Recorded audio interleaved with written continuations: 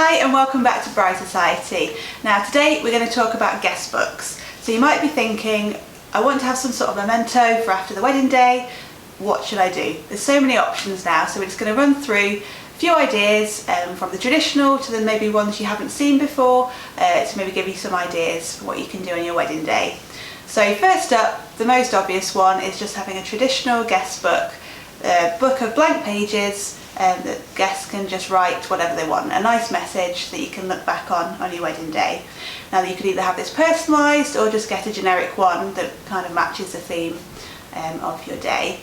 Now if you're like me, I struggle with just having a blank sheet of paper in front of me knowing what to write. So another option could be to have some advice cards where it's kind of fill in the gaps, or maybe in your guest book there could be some prompts for things the guests can write about. So what was their favourite part of the day, and then that gives them automatically something they can write without too much trouble thinking about it.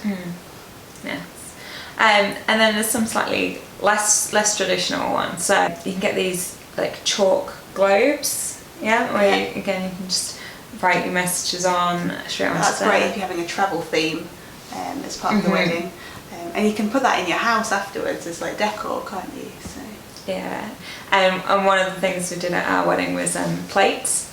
So I literally mean like the ones you eat off, and again, you get ceramic pens and things that obviously like meant to go on there, so you can like sign those, and you just sort of write Mr. and Mrs. or Mr. and Mr. or whatever in the middle of them, and people write their little messages around them. So I guess it's kind of like guest books that you can like use in some way afterwards, whether it be like displayed in your house, like some others would suggest later on, or even like a tea towel. So again, people could, if they've got fabric pens, come down and do a little self-portrait and sign their name underneath. And there's also things like you've seen like a record signing. So our DJ brought a record. We didn't actually know he was going to do this, and left it out, and people sign that as well. So again, it hasn't got the long message that kind of a book would have, but you've got everybody's signature and a short message just to show they were there on your day. Yeah. And as I say, like if you're both really into music, and that's a strong thing, like just trying to again make things relevant to you and reflect your personality. Another fun one, like for actually even on the day, is like Jenga blocks. So again, your guests can like sign the individual blocks, and you can play with them at the wedding. But then again, if you're a couple that likes like board games or like games in the house, like again when you have parties later on, that's something you can get out and use again and be like, I remember this and things. So there's lots of like nice interesting little ideas like that you can like use again and have around the house. And I'm talking about having things around the house. You could go down the almost kind of art route, so having something that then you can turn into art, have it up in your house so it's there on display after the wedding. Not just buried in a drawer somewhere. So something like these fingerprint trees that have been around a little while now and are quite popular, where you have a design, either you can do it yourself or have it printed, and maybe the date. You can buy them on like Etsy and not on the high street and things. So like your names, like the date of the wedding, and then maybe the outline of a tree trunk or some other design. It's not just a tree. And then you provide little ink pads and probably some baby wipes as well at the wedding, and people put a thumbprint or a fingerprint to create the leaves of the tree, and then they can sign their initials on that as well, and then you can frame it afterwards, have it up somewhere in the house. Also, if you're having these like welcome signs that have become quite popular recently, you could, after you've used that for all your guests arriving at the venue, you could like a big like wooden sign, isn't it? Like it says like welcome to the wedding of.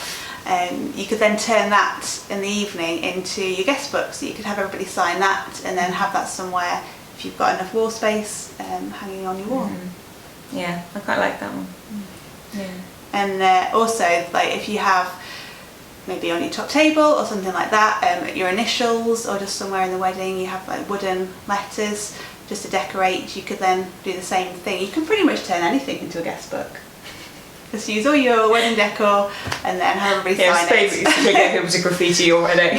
Why not?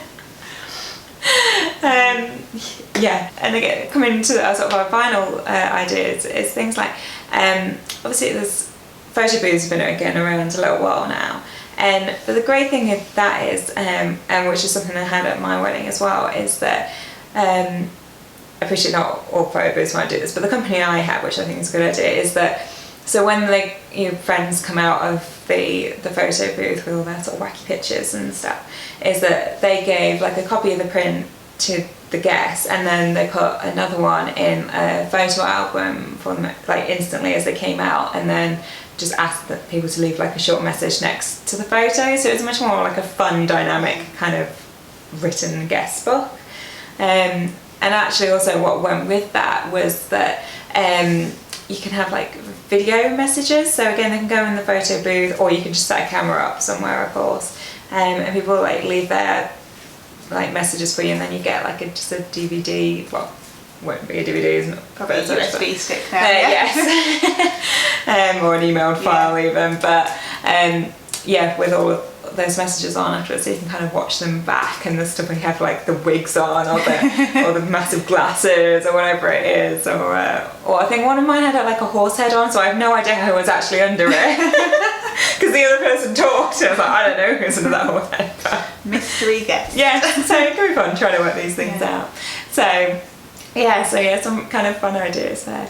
So yeah, quite a range of different things. We'll create a Pinterest board for you for these things as well, to give you a bit more like visual inspiration. But yeah, there's loads of things out there. So if you have some like favourite ideas as well, like comment below for us so we can share those with other people. And yeah, let us know if there's any like videos or special requests you have for us going forward. Please remember to sort of like, share, and please subscribe to our videos, because that's really important for us. And yeah, hit the little bell so you get an alert when we post something new as well. But yeah, until next time.